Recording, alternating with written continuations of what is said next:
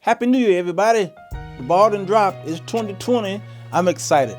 I want to talk to you Christians. You going to act this year the way you acted this past year? You're like, what do you mean? I mean, sharing your faith. You didn't really share your faith like I thought you would until a certain time of the season. You still confused? You won't be after this. I'll be right back.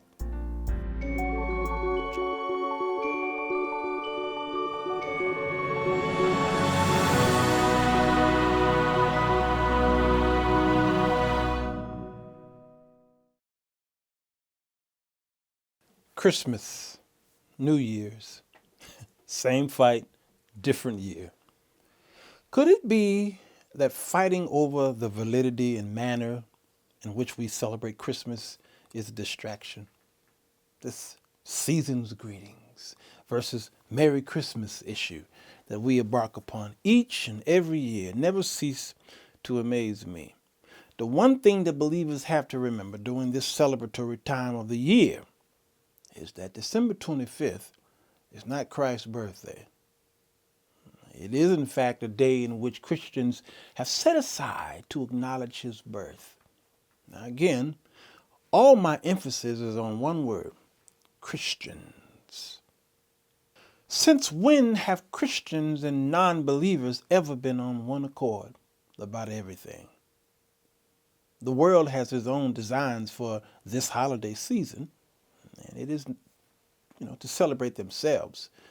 But for the most part, the celebration of Christmas and New Year's usually include, but is not limited to, gross acts of consumerism, the overconsumption of food and alcohol, displays of family discourse, and bouts of depression. And the other half, in my opinion, are just enjoying the trees, the lights, and the illusion of peace on earth, because even they are tired of dodging bullets. This is their season, as well as ours, to listen to a little Bing Crosby, boo, boo, boo, boo, boo, and to drink as much eggnog that the body will allow while watching or waiting for the big ball in the sky to drop, signifying the end of one year and the beginning of another. No judgment, because I get it. So why are we trying to suddenly change sinners into believers for this season? Where's the uproar at Easter, Passover, or Good Friday? Why is there a problem now and at this particular time of the year? I mean, weren't they, I'm talking about the world, weren't they whoring and fornicating, lying and killing before Black Friday? And if so, then why are we trying to change their sin or their sin nature at the shopping mall? Why they're fighting over the merchandise and the buy one, get one free bin? Sinners are going to do what sinners are going to do, screaming and yelling that Jesus is the reason for the season. Outside of Macy's, it's counterproductive when we haven't spent that same year screaming out John 3:16 and laying out the plan of salvation. You see? Now that would be bringing them into the knowledge of his birth. Why do we wait for the singing of "O Lang Syne" or to prick our melancholy over another year wasted in our collective ministries?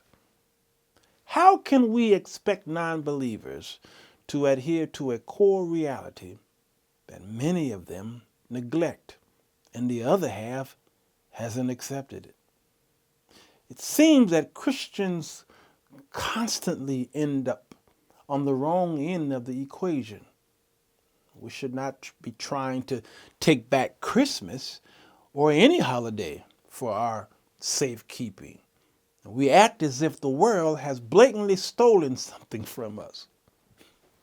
Salvation is not ours to be hoarded or bowed with pretty wrapping paper. only to be pulled out during these celebratory times. No nefarious crime has been perpetrated against us. In fact, the world doesn't want our Christmas. No. They want to be left alone with their gifts, their ugly knitted sweaters, parties, and their New Year's resolution.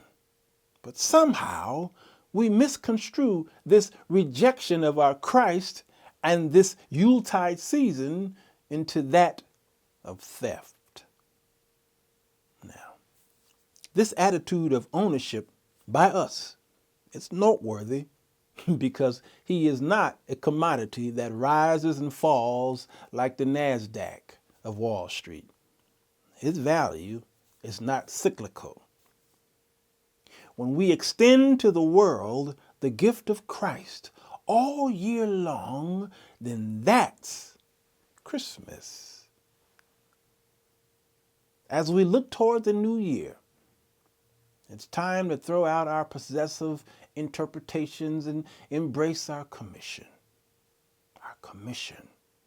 This upcoming year, right now, will hold hurdles and obstacles and tall and wide as the ones we got over in the year behind us. However, we're going to have to run at a far more impactful stride.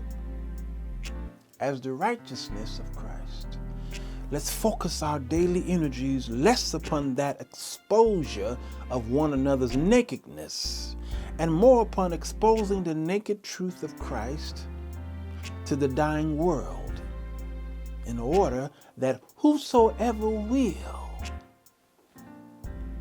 indeed come.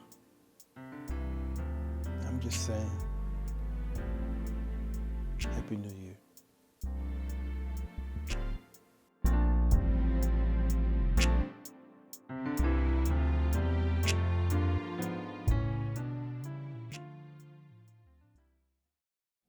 Fellas, does it seem like you can't get a good woman? Ladies, wonder why you can't keep a man? Then read The 4 Women That Men Desire, Volume 1, by Sirwalterj to figure out how to break the cycle. Go to Amazon.com to get your copy today.